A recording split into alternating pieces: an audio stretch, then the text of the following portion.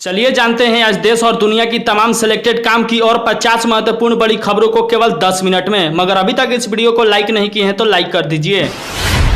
ये मोदी को हीरो मानते हैं राहुल गांधी के वोटर अवैसी ने कांग्रेस पर किया जोरदार हमला। लेबनान के लड़कों ने कल डोज क्षेत्र में इजरायली टैंक के खिलाफ मिसाइल दागी है, जिसके बाद इजरायली सेना ने जवाबी कार्रवाई में गोलीबारी की। इजरायली रक्षा बल आईडीएफ की ओर से यह जानकारी दी गई है। पूरे उत्तर प्रदेश में 24,000 मदरसे हैं, जिनमें से 16,000 की लाइसेंस है, जबकि 8,000 अवैध तरीके से चलाए जाते हैं। एसआईटी सबसे पहले नेपाल की सीमा पर बीते 2 दशकों के दौरान बने नए मदरसों की जांच करेगी। एसआईटी की पहली बैठक में इस पर फैसला लिया गया है। जिन मदरसों में विदेशी फंडिंग किया जा रहा है उनके खिलाफ मुकदमा दर्ज हो और बड़ी से बड़ी कार्रवाई की जाए। अफसरों को प्रचार रथ पर भारी बनाने का आदेश वापस ले, खगरे ने पीएम मोदी को चिट्ठी लिखकर दी नसीहत। राहुल गांधी का एक वीडियो आज कांग्रेस ने ट्वीट किया, जिसमें उन्होंने भाजपा को निशाना पर लिया। चुनावी माहौल में कांग्रेस के पूर्व अध्यक्ष ने लोगों को संबोधित करते हुए भाजपा पर गंभीर आरोप लगाए हैं। बोले, बीजेपी से मेरी लड़ाई राजनीतिक नहीं है, डीएनए की है। प्रधानमंत्री नरेंद्र मोदी इसी हफ्ते के सोमवार को त्रिकुट के दौरे पर आ रहे हैं। उनके कार्यक्रमों को लेकर प्रशासन ने तैयारियां शुरू कर दी है। सराय काले खा फ्लाईओवर के उद्घाटन के बाद सीएम केजरीवाल ने कहा कि इस तरह की हमारी सरकार में जितने भी 30 फ्लाईओवर बने हैं, उनके निर्माण में मैंने 557 करोड़ रुपए बचा लिया है। गौतम अडानी लगातार तेजी से अपने कारोबारों को फैला रहे हैं। हाल ही में सीमेंट कंपनी को खरीदने के बाद 3440 करोड़ में दिवालिया बिजली कंपनी कोस्टल एजेंसी को खरीदने में लगे हैं। दिवालिया बिजली कंपनी गौतम अडानी के नाम होगा। मामले की जानकारी रखने वालों ने कहा कि 2 दिनों के गहन बोली के बाद कल अडानी पावर विजेता बनकर उभरी है। उन्होंने बताया कि दौड़ में शामिल अन्य बलिदान यहाँ तक कि जिंदल पावर भी बाहर निकल गया, जो कि किसी के बस का नहीं था। इतने ज्यादा पैसा देकर दिवालिया बिजली कंपनी को खरीदना, जो कि अडानी ग्रुप ने इसे खरीद लिया। भारतीय सेना ने अग्निवीर की मौत पर दुख जताई है। अक्षय लक्ष्मण ने सियाचिन सेना के दौरान अपनी जान गंवा दी है। इस दुख के घड़ी में भारतीय सेना ने शोकाकुल परिवार के साथ है। जब सांसद राहुल गांधी ने कहा था कि अग्निवीर योजना भारत के वीरों के अपमान के लिए है, उसी के साथ राहुल गांधी ने दावा किया था कि अग्निवीर सेनाओं को किसी भी अन्य आर्थिक सहयोग नहीं मिलेगा। मगर राहुल गांधी को जवाब देते हुए भारतीय सेना ने अंशदीय बीमा के तहत 48 लाख रुपए देने का ऐलान किया है। इजरायली प्रधानमंत्री नेतन्याहू ने हिजबुल्लाह को कड़ी चेतावनी देते हुए कहा कि हमास और इजराइल सेना के युद्ध में शामिल होना तुम्हारी सबसे बड़ी आज तक की गलती है और आगे ध्यान रहे, सुधर जाओ नहीं तो सुधार देंगे। साउथ एक्टर थालापति विजय ने बॉक्स ऑफिस पर सुनामी हिला दिया है। थालापति एक्टर की लियो फिल्म ने बम्पर कमाई की है। ये फिल्म 4 दिन में वर्ल्ड वाइड 200 करोड़ की आंकड़ा पार कर गई है। अगर ये फिल्म इतना ही तेजी से चलता रहा तो बॉलीवुड और साउथ के सारे फिल्मों को रिकॉर्ड तोड़ देगी। लियो फिल्म के चलते पूरे साउथ और बॉलीवुड में तहलका समझ गया है। राजस्थान विधानसभा चुनाव के लिए सत्तारूगढ़ कांग्रेस ने कल 43 नामों की अपनी दूसरी सूची जारी कर दी है। इस सूची में गहलोत खेमे या उनके भरोसेमंद नेताओं की भरमार है, जबकि पहली लिस्ट में सचिन पायलट की करीबियों का दबदबा देखा गया था। कांग्रेस ने अब तक 76 उम्मीदवारों के नाम का ऐलान कर चुका है। फिलिस्तीनी संकट पर पीएम नरेंद्र मोदी ने वहां के राष्ट्रपति महमूद अब्बास से बात करके संप्रभु फिलिस्तीनी राष्ट्र की बात दोहराई है। दरअसल हमास के हमले के बाद भारत ने इजराइल के पीड़ित लोगों के साथ खड़े होने का दावा किया है। अखिलेश यादव सभी समीकरणों पर विचार कर रहे हैं। उनके इस ट्वीट से खलबली मच गई है। देश में तेल कंपनियों ने पेट्रोल और डीजल के नए रेट जारी कर दिए हैं। नई दिल्ली समेत कई शहरों में पेट्रोल और डीजल के दाम स्थिर बने हुए हैं। वहीं बनारस, प्रयागराज समेत नोएडा और बिहार में ईंधन की कीमत में बदलाव हुआ है। देश की राजधानी नई दिल्ली में पेट्रोल की दाम 96 रुपया 72 पैसा और डीजल की दाम 89 रुपया 62 पैसा लीटर है। वहीं मुंबई में पेट्रोल 106 रुपया 31 पैसा और डीजल 94 रुपया 27 पैसा लीटर है। और चेन्नई में भी 102 रुपया 74 पैसा लीटर पेट्रोल और डीजल 94 रुपया 33 पैसा है। अंतर्राष्ट्रीय बाजार में कच्चे तेल गिरावट पर कारोबार कर रहा है। हफ्ते के पहले दिन WIT क्रूड कच्चा तेल 0.75% बढ़कर $87.45 प्रति बैरल है। वहीं ब्रेड क्रूड ऑयल 1.30% गिरकर $91.31 प्रति बैरल पर कारोबार कर रहा है। काशीवासियों को मिलेगी एक और वंदे भारत एक्सप्रेस। वाराणसी से लखनऊ का सफर 5 घंटे में होगा तय।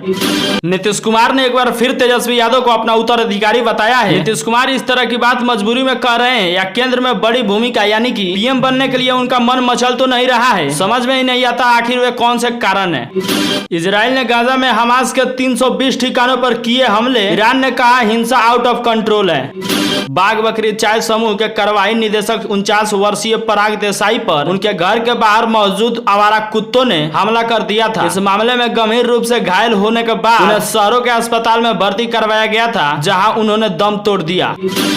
लंदन में 4 साल बिताने के बाद कल पाकिस्तान लौटने के बाद अपनी पहली रैली में पूर्व प्रधानमंत्री नवाज शरीफ ने भारत के साथ संबंध बेहतर करने का वादा किया है। उन्होंने कहा कि कश्मीरी मुद्दे को वह शांति के साथ बातचीत के जरिए हल करना चाहते हैं। नवाज शरीफ ने कहा कि पाकिस्तान की आर्थिक तरक्की के लिए भारत की आवश्यकता है। भारतीय जनता पार्टी ने तेलंगाना के लिए अपने उम्मीदवारों की पहली लिस्ट जारी कर दी है। भारतीय जनता पार्टी ने अपनी मौजूदा विधायक राजा सिंह को निलंबन रद्द कर दिया गया है, उन्हें गोसा महल से टिकट दिया गया है। उसके अलावा 3 बीजेपी सांसदों को उम्मीदवार बनाया गया है। गाजा में 31 मस्जिदों को तबाह कर चुका इजराइल फिलिस्तीनी ने किया दावा। दिल्ली मेरठ के बीच जयपुर ट्रेन का संचालन शुरू हो चुकी है। कम खर्च पर लोगों को ज्यादा सुविधाएं मिल रही है, इसे लोग भी खास पसंद कर रहे हैं। 2 दिन में 10,000 से ऊपर लोगों ने रैपिड रेल में यात्रा कर चुका है। अब सबकी निगाहें दिल्ली अरवल कॉरिडोर पर टिकी हुई है। मेरठ के बाद Delhi Arwal rapid rail corridor की तैयारी 106 किलोमीटर लंबे रूट पर होगा। 16 स्टेशन दिल्ली और मेरठ के बीच में होगा। भारतीय जनता पार्टी ने सांसद महुआ मोइत्रा के पैसे लेकर सवाल पूछने के मामले में टीएमसी पर लगातार हमला कर रहा है। बीजेपी के कई नेता ने इस मामले में टीएमसी से बयान देने के बारे में बात कही है। नेपाल में जब भूकंप के झटके लगे तो उस वक्त वहां लोग दुर्गा के सप्तमी त्योहार मनाने की तैयारी में जुटे हुए थे। इसी दौरान सुबह 7:39 पर पहला भूकंप आया, जिसकी तीव्रता रेक्टर स्केल पर 6.1 मापी गई है। इसके बाद दूसरे भूकंप का झटका 4.2 तीव्रता 8:08 पर आया। तीसरा भूकंप का झटका सुबह 8:28 पर आया। उसके बाद 8:59 पर चौथा भूकंप का झटका महसूस हुआ। नेपाल के लोगों में पूरा खलबली सी मच गई है। लगभग 20 घर ध्वस्त हो गए हैं, जो कि तस्वीर में आपको दिख रहा है।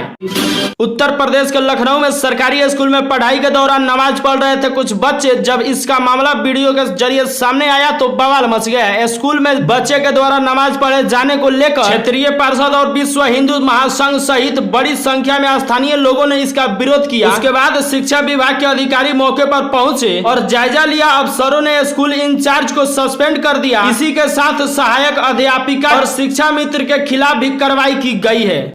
ड्यूटी के दौरान पहली बार अग्निवीर की जान गई। 20,000 फीट की ऊंचाई पर तैनात थे अक्षय लक्ष्मण। सेना ने श्रद्धांजलि दी। आगरा पुलिस महिला सिपाही प्रियंका मिश्रा पुलिस की नौकरी दोबारा ज्वाइन करते ही 48 घंटे में सस्पेंड हो गई। इससे पहले सोशल मीडिया पर ट्रोल से परेशान होकर उन्होंने खुद पुलिस की नौकरी छोड़ दी। रामपुर जेल में बंद सपा नेता आजम खान को सुबह सीतापुर जेल में शिफ्ट कर दिया गया है। अचानक जब सुबह आजम खान रामपुर जेल से निकले तो उन्होंने कहा कि मैं कहीं नहीं जाऊंगा, मेरा इनकाउंटर हो सकता है। इतना ही नहीं, आजम खान ने गाड़ी में बैठने से भी मना कर दिया। कांग्रेस अध्यक्ष मल्लिकार्जुन खड़गे ने पीएम मोदी को पत्र लिखकर कहा कि सैनिकों और सरकारी कर्मचारियों को राजनीतिक गतिविधियों में भाग नहीं लेना चाहिए। नीतीश कुमार को विपक्ष का पीएम कैंडिडेट बनाने के लिए जेडीयू और आरजेडी के नेता काफी उतावले हो रहे हैं। हालांकि नीतीश कुमार ने इस तरह की किसी भी संभावना से साफ इनकार कर दिए हैं। हालांकि इंडिया गठबंधन बनाने के लिए नीतीश कुमार का ही हाथ है, लेकिन पीएम कैंडिडेट कभी नहीं बनेंगे, नीतीश कुमार का कहना यह साफ है।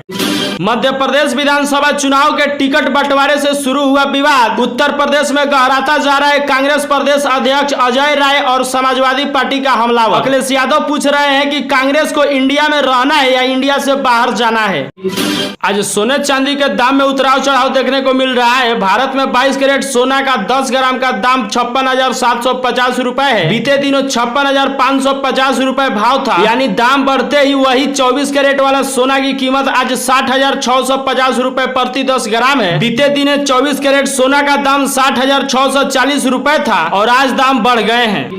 अगर आप इस सरकारी नौकरी के तलाश में हैं तो आपके लिए बहुत ही खुशखबरी की बात है। 598 पदे पर भर्ती निकल कर आई है, जिसमें से 26 पदे एजुकेटेड इंजीनियरिंग के लिए है, 137 पद एडिशनल एजुकेटेड इंजीनियरिंग के लिए है और 390 पद असिस्टेंट इंजीनियर ट्रांसमिशन के लिए है और 6 पद असिस्टेंट इंजीनियर टेलीकम्युनिकेशन के लिए है। अप्लाई करने के लिए कैंडिडेट को 700 रुपए का शुल्क देना होगा। आरक्षित श्रेणी के शुल्क 350 रुपया है। और अगर आप भी अप्लाई करना चाहते हैं तो जो स्क्रीन पे आपको वेबसाइट दिख रहा है उस पर जाके अप्लाई कर सकते हैं। दूसरी सरकारी नौकरी जो कि रेलवे में अप्रेंटिस की भर्ती चल रही है, इसके लिए 12वीं पास भी अप्लाई कर सकते हैं, जो कि इलेक्ट्रीशियन 140 पद, मैकेनिक डीजल 40 पद, पाइप फिटर 75 पद, बेल्डर 25 पद। उम्मीदवारों की न्यूनतम आयु 18 वर्ष से 31 वर्ष होना चाहिए और उम्मीदवारों की सैलरी 90,000 रुपए तक जा सकता है। अगर इस सब चीज से आप भी संतुष्ट हैं तो अप्लाई करना चाहते हैं तो स्क्रीन पे जो वेबसाइट दिख रहा है उस पर जाके अप्लाई कर सकते हैं। और आप भी डेली न्यूज देखना चाहते हैं, लेटेस्ट न्यूज देखना चाहते हैं, काम की खबर देखना चाहते हैं तो वीडियो को अभी तक लाइक नहीं किए तो लाइक कर लीजिए, और चैनल पे नए हैं तो चैनल को सब्सक्राइब कर लीजिए और बेल के आइकन को जरूर प्रेस कीजिएगा ताकि आप तक रोज के रोज डेली न्यूज पहुंचता रहे।